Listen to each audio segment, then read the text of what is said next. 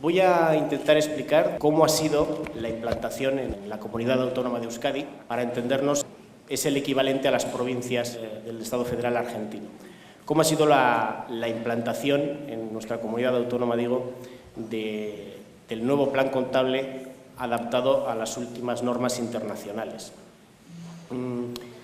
Mi intención es intentar transmitir nuestra experiencia para ver si es posible que les pueda servir a ustedes de algo. Y me voy a fijar en los problemas que nos ha dado el proceso de implantación, cómo lo hemos enfocado y cómo hemos intentado resolver las cuestiones. Por lo tanto, no voy a hablar prácticamente nada, o solo en cuanto sirva para el propósito de esta exposición. No voy a hablar de las novedades de fondo que tienen las nuevas normas contables. Esto por tres razones. Primero, porque el objeto es otro, es hablar del proceso de implantación. Segundo, porque va a haber conferenciantes después de mí, como mi compatriota el señor Montesinos, que puede explicar esa cuestión mucho mejor que yo. Y tercero, porque no me gusta estafar. Yo soy licenciado en Derecho y estoy afectado por la tradicional alergia a los números, y particularmente a la contabilidad, que tenemos los juristas, con lo cual la información que yo les podría dar explicando principios contables y demás, pues podría rozar lo patético. Bien, entonces, voy a apoyarme en una presentación de PowerPoint. No voy a seguirlo fielmente. Me ha dicho Abelardo que las presentaciones se van a colgar en la página web, por lo tanto las tienen ustedes a su disposición. Va a ser un apoyo para la exposición, pero no voy a hablar de todo lo que contiene esta presentación. Pero como dicen los malos profesores universitarios, no lo voy a explicar, pero entra en el examen, o sea que también hay que estudiar. Bien. Hay toda una panoplia en el ámbito internacional y, por lo que a mí respecta, también en el ámbito europeo y español, toda una panoplia de normas internacionales y de desarrollos que han transformado o que han venido a modificar las normas de contabilidad y que son las que provocan que las administraciones públicas tengamos que ir adaptándonos. Tenemos normativa europea, tenemos normas internacionales. Y en España se aprobó ya en el 2007 un plan de contabilidad para las empresas privadas, que en el ámbito financiero público continuó con la elaboración por la intervención general de la Administración del Estado y al final por la aprobación por el Ministerio de Hacienda de un plan general de contabilidad pública en el año 2010. Este Plan General de Contabilidad Pública se proclama a sí mismo, en la norma que lo aprueba, como un plan marco para todas las administraciones públicas, aunque dice expresamente que su ámbito de aplicación es únicamente el sector público del Estado. Quiero hacer una matización a lo que significa marco en este caso. Lo comentaba ahora con el profesor Montesinos. Desde el punto de vista de nuestra estructura constitucional y competencial, la aprobación de un plan de contabilidad pública se considera autoorganización de la comunidad autónoma y, por lo tanto, es competencia autonómica, sin que el Estado pueda imponer ni siquiera como marco general una norma. Sin embargo, más allá de la cuestión jurídica, lo cierto es que este plan del Estado sí tiene una importante influencia sobre lo que han hecho lo que vayan a hacer las comunidades autónomas y, desde luego, sobre lo que hemos hecho nosotros. Primero, porque al final son normas internacionales, estamos hablando de la plasmación de normas internacionales que nos afectarían a todos.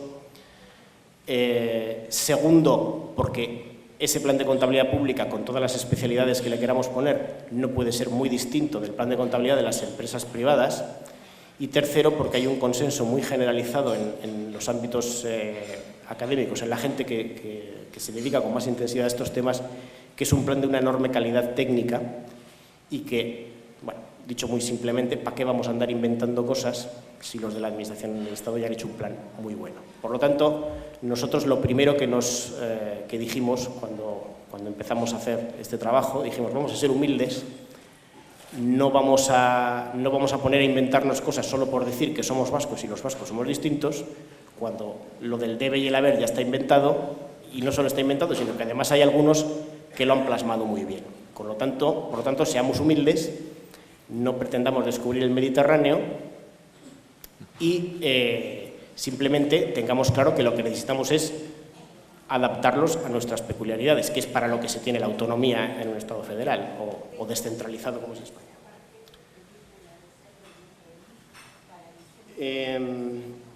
Una breve explicación sobre cómo es la comunidad autónoma de Euskadi. Esto, si tengo que explicar cómo es la estructura interna de la comunidad autónoma de Euskadi, pues posiblemente perdería el avión, porque es una cosa un poco complicada, ¿no? Somos gente muy rara. Pero básicamente hay un par de cosas que sí son importantes y que quiero transmitirles porque tuvieron influencia en el proceso de elaboración del plan. La comunidad autónoma de Euskadi tiene una serie de instituciones comunes, que las llamamos, que tienen potestad o jurisdicción sobre todo el territorio, sobre todo el ámbito funcional de la comunidad autónoma de Euskadi. Pero a su vez se compone de 3 territorios históricos, el palabra se las trae, de 3 territorios históricos con una acusada personalidad. Si conocen ustedes, Guipúzcoa, Álava y Vizcaya, muy conocido por el Athletic de Bilbao. Esos 3 territorios históricos dentro de la comunidad autónoma de Euskadi tienen competencias muy importantes. Por ejemplo, son los órganos competentes para establecer el régimen legal, gestionar, liquidar y recaudar los tributos. Todos los tributos importantes, tanto directos como indirectos, los recogen las diputaciones, que por lo tanto tienen un peso económico muy grande y que pesan mucho dentro de la estructura de la comunidad autónoma, tanto por las competencias que ejercen como por el dinero que recaudan. Entonces ahí ya venía la primera necesidad. Incluso la legislación actual nuestra dice que los criterios contables, lo dice muy tímidamente, porque este es un tema que en Euskadi enseguida, a nada que te muevas, pisas el callo de alguien que dice que le estás tocando sus competencias, pero al final hay alguna ley que se atreve a decir que, bueno, que la norma contable deberá, no se atreve a decir que será el mismo, pero deberá tener, bueno, deberá facilitar la posibilidad de homogeneizar la información económica tanto de las instituciones comunes del Gobierno vasco como de las 3 diputaciones. Por lo tanto, ahí ya teníamos la primera peculiaridad, y es que teníamos que ponernos mínimamente de acuerdo el Gobierno vasco y las 3 diputaciones. Primera peculiaridad. Bien, entonces, a partir de ahí, ¿cómo fue esto? Pues esto tengo que decir que es un trabajo no solo realizado, sino incluso de iniciativa de personal técnico, no personal político, de nuestra dirección de la Oficina de Control Económico, que vieron la necesidad de meterse con este asunto y tuvieron la voluntad y las ganas de hacerlo. Sin embargo, pues fue fundamental también el impulso político que lo di yo como director cuando dije aquello de Cristina, Guadalupe, qué buena idea, vamos con ello. Esa fue mi principal aportación a la implantación del plan. Es más, como sabía que era una cuestión predominantemente técnica y que se iba a hablar con las diputaciones, nunca quisimos que la cuestión saliera del plano puramente técnico. Es decir, seguro que yo me iba a entender con el director de la Oficina de Control de las Diputaciones mucho peor de lo que se iba a entender mi jefa del Servicio de Contabilidad con el jefe del Servicio de Contabilidad de las Diputaciones, como así resultó. Hicieron un trabajo muy satisfactorio. Bien, hicimos un grupo de trabajo dentro de la Oficina de Control Económico donde estaban nuestro Servicio de Contabilidad, el Servicio de Auditoría, que era interesante que estuviera porque tenía muy clara, el Servicio de Auditoría siempre tiene presente o siempre tiene clara la contabilidad empresarial, que al final es lo más parecido al plan de contabilidad pública, y también gente del Servicio de Intervención. Desde el primer momento tuvimos la idea de que esto había que hacerlo con los de casa. Yo creo que este tipo de proyectos, los planes de contabilidad, son como los panqueques, los mejores los caseros. Yo les diría, yo no soy quien para dar consejos, pero bueno, yo les diría que por favor resistan ustedes lo que yo llamo la tentación de la consultoría. Y me explico. En este foro hay consultores, con algunos de ellos he tenido el placer de hablar y de mantener conversaciones que me han interesado mucho, pero el tema de la consultoría tiene un riesgo y es la pereza, ¿no? La pereza. Dices, hombre, yo quiero hacer un plan de contabilidad, encárgaselo a no sé quién. No. Vamos a ver, si tuya es la idea, tuya tiene que ser la estrategia, tuya tiene que ser la manera de llevarlo adelante. Y luego, a lo mejor, si no llegas o te falta gente, le puedes decir a un consultor que te eche una mano, pero por favor no le dejes la dirección en manos del consultor, porque los consultores son humanos y además son empresas y por lo tanto quieren ganar mucho dinero trabajando lo menos posible. Entonces, si tú eres el Estado de Mendoza y contratas a una consultora, pues o le vigilas muy bien o la consultora va a tener la tentación de venderte el mismo plan contable del Estado de Chubut o del de Tierra de Fuego. Esto sabemos que es así, sabemos que el tema de las consultoras tiene el riesgo de perder la dirección y la filosofía, el alma última de un proyecto y el problema de acabar homogeneizando todas las instituciones. Con lo cual, con todos mis respetos para los consultores, que también tienen derecho a comer, pero resistid un poquito, por lo menos no caigáis a la primera, resistid la tentación.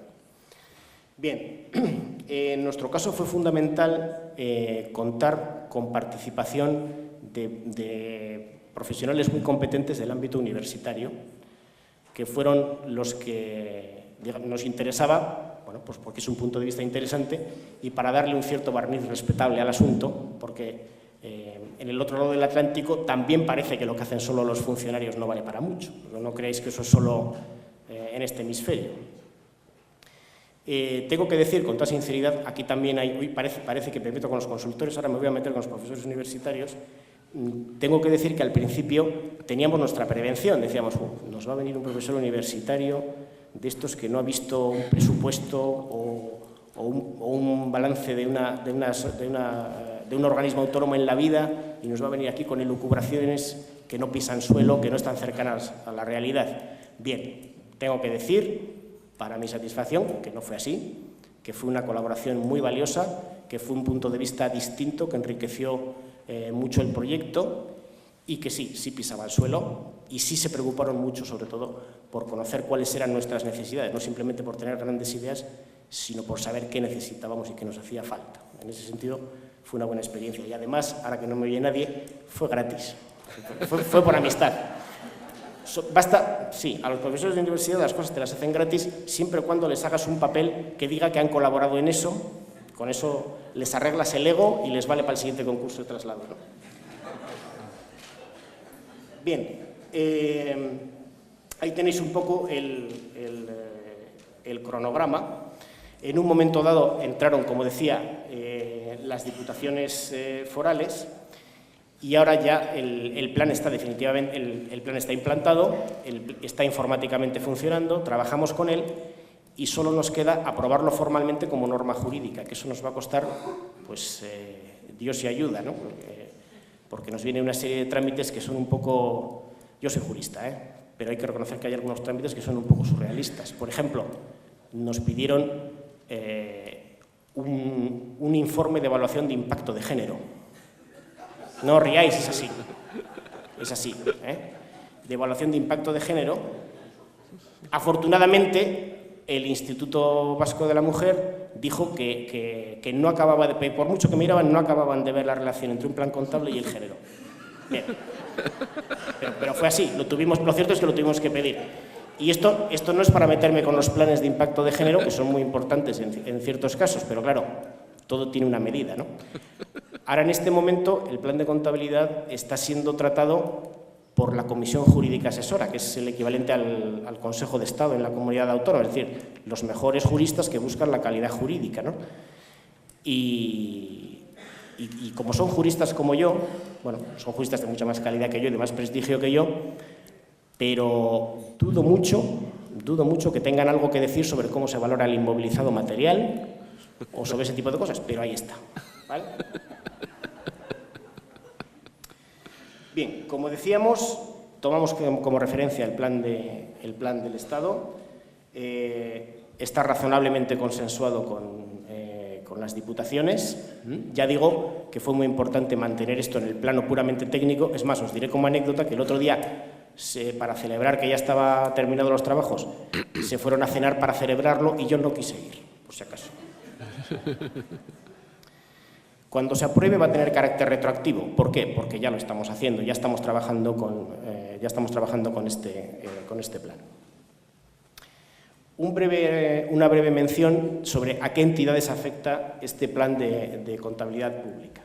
Bien, pues afecta a la Administración General de la Comunidad Autónoma, afecta a una figura que, por lo que me pareció entender el otro día, no solo ustedes la tienen, sino que además tiene el mismo nombre, que son los organismos autónomos, es decir, personas jurídicas de derecho público que en régimen de descentralización tienen alguna competencia, 8 en concreto, y a un consorcio. En concreto, es un consorcio que tenemos con los ayuntamientos competentes en materia de enseñanza infantil. Además, hay otra serie de personas jurídicas de derecho público. Cuando hablo de personas jurídicas de derecho público, me da un poco de miedo el castellano de un océano y el de otro. Me refiero a personas jurídicas cuya forma de creación está reservada a los poderes públicos. Es decir, una sociedad mercantil la puede crear el poder público, pero no será una persona jurídica de derecho público, un organismo autónomo sí. Bien, pues en la misma situación, persona jurídica de derecho público, está la Universidad del País Vasco, que aunque, insisto, es una persona jurídica de derecho público, tiene autonomía respecto a la administración educativa, que es el Gobierno vasco, autonomía incluso constitucionalmente garantizada, pero por ley tiene que utilizar el mismo plan que nosotros. Lo mismo sucede con el Parlamento vasco, sean lo que sean las asambleas legislativas, si tienen personalidad jurídica o no, que eso es una guerra. Y esto es, mi alma sádica disfruta con esto. El Tribunal Vasco de Cuentas Públicas, que es el control externo, tiene que aplicar el plan contable que hemos hecho nosotros. Es una pequeña venganza.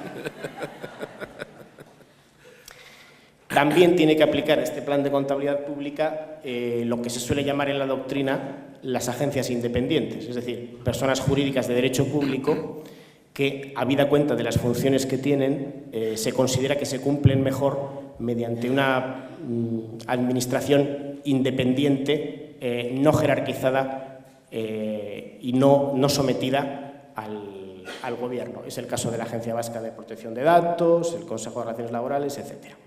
¿Y para quién no es aplicable?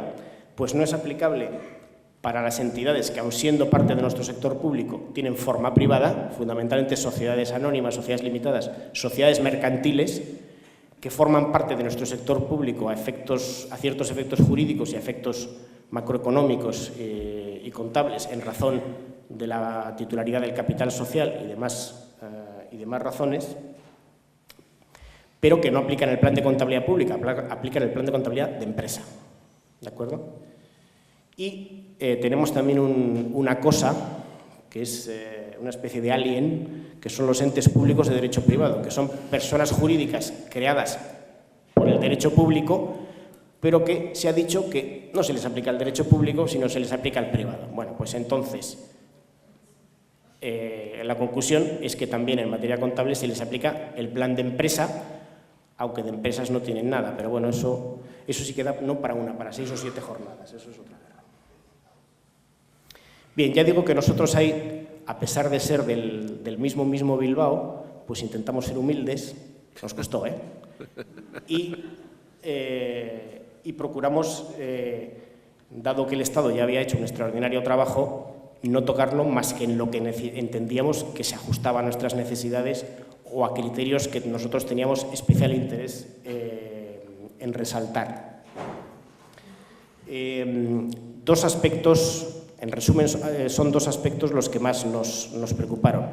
Uno, conciliar la contabilidad presupuestaria con la contabilidad, con el plan de contabilidad. Y por eso, en la memoria, hay una nota que informa sobre aquellas cuestiones para las que la contabilidad presupuestaria, la pobrecita, es un poquito torpe, tipo las amortizaciones y cosas así, y en cambio es el campo propio de la contabilidad general. No tocamos el tema de la contabilidad analítica, no nos interesaron demasiado determinados indicadores, y todo lo que es el tema de la liquidación presupuestaria seguimos considerándolo parte no del plan contable, sino de la normativa, presupuestaria, ¿vale? Creo que luego va a haber, nos van a hablar de temas de contabilidad analítica, es un tema que nosotros no hemos tocado, estamos en mantillas. Bien, hay una serie de novedades con respecto al plan actual, pero yo me voy a centrar en los temas que no solo han sido novedosos, sino que han dado un poco la lata. Lo que voy a decir es una perogrullada, pero cuando hay un plan nuevo la gente tiene que formarse. Es así. Por lo tanto, iniciamos, aunque fuera de manera... Iba a decir que teníamos un plan de formación, pero hubiera sido presuntuoso por mi parte, porque el plan de formación consistía en que alguien me dice: mira, los del Instituto de Estudios Fiscales están dando un curso. Ah, pues vamos. Pero lo cierto es que sí procuramos tener cierta sensibilidad con ese tema. Primero porque hacía falta y redundaba en beneficio de la organización, y segundo porque a la gente que está trabajando con mucha voluntad y con mucho empeño en un trabajo de este tipo hay que darle mimos y hay que darle cariño, y eso en la administración se llama vete de cursos. Es así. Como nos podrá contar Vicente, estamos hablando de un plan de contabilidad que es bastante más complicado que el anterior. Los que no sabíamos ni el anterior ni este nos da igual, pero es un tema tiene bastantes temas complicados. Me decía mi gente que ahora para saber contabilidad tienes que saber matemática financiera, porque tienes que contabilizar con el valor actual, en fin. Y eso significa formarse, ¿vale? Y luego vino lo más divertido: hablar con los informáticos. Bien, nosotros la contabilidad de partida doble, como dice un amigo mío, la de toda la vida, la de Fray Luca Pacioli, la tenemos en un módulo que es el SAP. Yo no sé en Argentina o en América, pero en Europa el SAP es casi un monopolio para estos temas. Entonces nosotros, aunque tenemos la contabilidad presupuestaria en un módulo a medida, que para desgracia de los de SAP tiene más de 20 años y sigue funcionando perfectamente, a pesar de que se empeñen en que nos pasemos a SAP en contabilidad presupuestaria, en cambio la contabilidad general sí la tenemos en SAP, y bueno, con resultado relativamente satisfactorio. Bien. Entonces esto se hizo, aquí sí, aquí hubo que contar con medios ajenos. Se trabajó estrechamente con una empresa de servicios informáticos del Gobierno vasco, un medio propio que se llama en nuestra legislación contractual, es decir, cuyo objeto principal es prestar servicios al Gobierno, y se contó con un implantador, con una empresa implantadora. No pienso hacerle propaganda, pero luego en el café, si queréis, os digo cuál. El objetivo cumplido, puedo decir, era contabilizar todo a partir del 1 de enero con el nuevo plan. Esto tuvo su aquel, porque el SAP no admite más que un único plan contable, cosas de alemanes, SAP es alemán. No admite más que un plan contable y no se podía convivir. Entonces, hubo que hacer un periodo transitorio en el cual teníamos un macroplan con todas las cuentas, las del plan antiguo y las del nuevo. Y cuando conseguimos cerrar el asunto, traspasamos saldos y a partir de ahí ya con el plan nuevo. Pero bueno, tuvo cierta complicación. Otro problema fue la codificación de los activos y la correlación entre las cuentas presupuestarias y las cuentas del nuevo plan. Algunas cuestiones que dieron y que siguen dando problemas. El tema de la contabilización de las infraestructuras. Creo que Abelardo ayer o antes de ayer hizo una pregunta al respecto. Hasta ahora, en el plan contable, la Administración hacía carreteras, obras hidráulicas, y llegaba un momento que las cedía. Y a partir de eso esas obras, esas infraestructuras eran de la comunidad, ¿no? Cuando preguntabas, ¿y esto de quién es? Pues de los pajarillos, del bosque, de la colectividad, de nadie, de nadie. Entonces, claro, eso no tenía excesivo sentido, ¿no? Y ahora se pasan a tratar como inmovilizado material. Esto es un poquito complicado para nosotros porque tenemos que buscar, bucear en los archivos para ver qué es lo que hemos hecho de infraestructuras, cómo lo valoramos, en fin, lo que técnicamente se llama un horror. Entonces, al final, ¿qué hemos decidido? Pues tirar por la calle del medio y poner solo aquello de lo que estamos razonablemente seguros de la valoración, de la titularidad y demás, porque si no, no llegaríamos a ningún sitio. Es un tema relativamente fácil desde el año 2000 en adelante, que es cuando tenemos la contabilidad patrimonial, que se nutre a su vez de la presupuestaria, ahí sí tenemos información fiable. De antes no tanto. Y luego hay información que ya es muy difícil que sea fiable, que es la de cuando nació la Comunidad Autónoma de Euskadi y el Estado transfirió activos a la comunidad, pues vete a saber cuánto valía, pues yo qué sé, el edificio donde la presidencia del gobierno, que era del Estado, en fin, es muy complicado. Con lo cual, ese tema hemos decidido no ser muy ambiciosos y poner solo lo que nos resulte creíble, ¿no?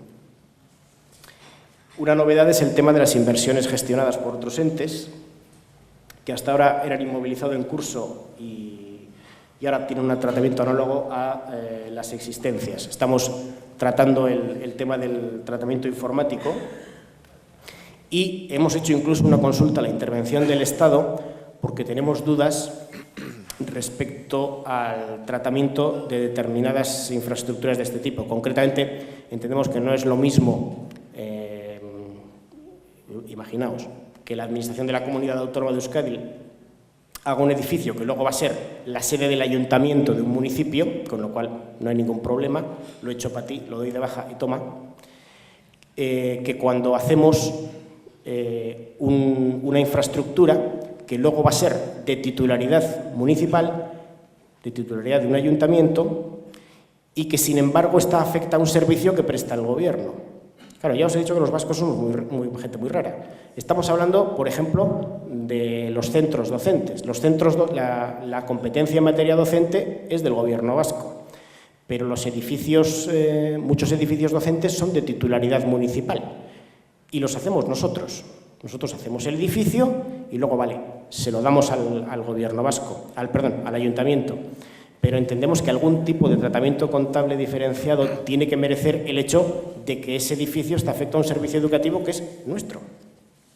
En fin, eso están, como decimos por allí, la están peinando todavía, estamos pensando. Hay una cuestión que mi gente lo suele llamar la bomba atómica contable, que es la posibilidad de las nuevas normas de que haya una valorización posterior del inmovilizado material.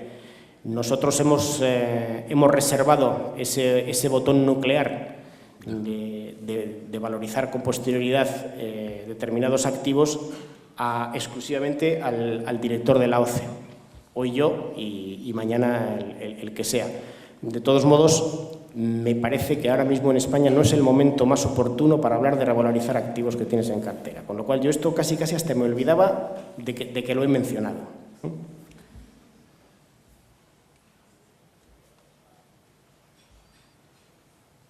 Bien, otra cuestión importante es la de la valoración de los activos y pasivos financieros, que con la nueva norma hay que llevarlo a valor actual, ver si se hizo a precio de mercado, si no se hizo a precio de mercado, la diferencia contabilizarla como si fuera una subvención, o bien subvención que has recibido o bien subvención que has dado. Entonces ahí la verdad es que nos estamos volviendo un poco locos sobre cómo hacer estas cuestiones que son, yo me atrevo a decir, más actuariales que puramente contables, pero que sin embargo el nuevo plan, las nuevas normas nos la piden.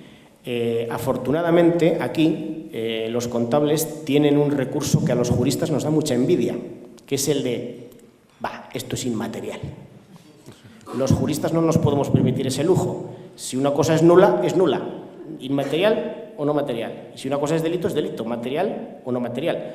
pero los contables, los auditores pueden permitirse el lujo de escabullirse de determinados problemas conflictivos diciendo, si son cuatro pesos, para esto inmaterial. Significativo. Acá. No significativo se diría que. Vale. Los juristas no podemos, ya nos da envidia lo de inmaterial, pero no lo tenemos. Bueno, otra cuestión, que es que con el plan nuevo hay que currar más, hay que trabajar, hay que laburar, dicen ustedes aquí, más. Algún profesor que ha disertado sobre esta materia le he oído decir que el nuevo plan contable tiene que terminar ya de una vez por todas con la figura del contable como un señor que lleva viserita, manguito, normalmente un poco raro, que no se junta con los demás a la hora del café y que está en un cuartito alejado y al cual le llevan atemorizados algunas cosas para que él las refleje y las concilie y demás. No. Pues ahora el contable moderno tiene que ser una persona sociable, que hable con sus compañeros y que les pida datos para poner en la memoria. Pues a partir de ahora no va a tener más remedio que hablar con la gente de contratación, va a tener que hablar con la gente de finanzas porque va a necesitar información de ellos. También hay que hacer estados que hasta ahora no había que hacer y, como decía antes, hay que hacer unos cálculos de matemática financiera que se las traen. Bueno, pues eso es trabajar más, ¿no? Y eso hay que tenerlo en cuenta con todas las implicaciones organizativas que tiene. De momento mi gente ya me ha pedido un nivel retributivo más. Bien. Siguientes retos. Pues la consolidación de las cuentas de todas las entidades de nuestro sector público. Hoy por hoy damos tantas cuentas como personas jurídicas. Nos reclaman desde el Tribunal Vasco de Cuentas Públicas. Nos reclaman, no hay nadie del Tribunal Vasco de Cuentas Públicas, ¿no? Con razón. Nos reclaman que las demos consolidadas de una vez, ahí estamos un poco verdes y tenemos que seguir. Y otro tema que tenemos absolutamente verde y que es una asignatura pendiente de toda la vida es la contabilidad analítica dentro de nuestra administración. En general creo que todas las administraciones públicas españolas están muy verdes en el tema de la contabilidad analítica. Quien ha hecho más porque es la que tiene los medios y los conocimientos y la inquietud, es un poco la vanguardia en este tema, y es la Intervención General del Estado, y creo que algo nos van a contar, ¿no? Pero esto es el tema de hay que implantar contabilidad analítica, vamos, yo lo vengo oyendo, pues os diría, yo desde que soy niño oigo que la selección española no tiene un cerebro en el centro del campo, que hay que hacer la reforma agraria y que hay que poner contabilidad analítica. De reforma agraria algo se ha hecho, en la selección española ni os cuento lo que hemos avanzado, pero de contabilidad analítica todavía poco. Y bueno, yo con esto termino, quedo a la espera de vuestras preguntas y espero que la exposición os haya sido de cierta utilidad, que os haya resuelto algo o, todavía mejor, que os obligue a repensar alguna cosa porque no os ha resuelto absolutamente nada.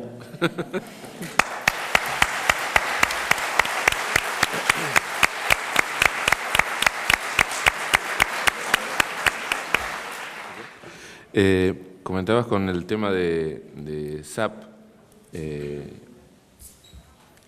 registro presupuestario y la contabilidad de acumulación lo tienen, automatizado o son dos registros?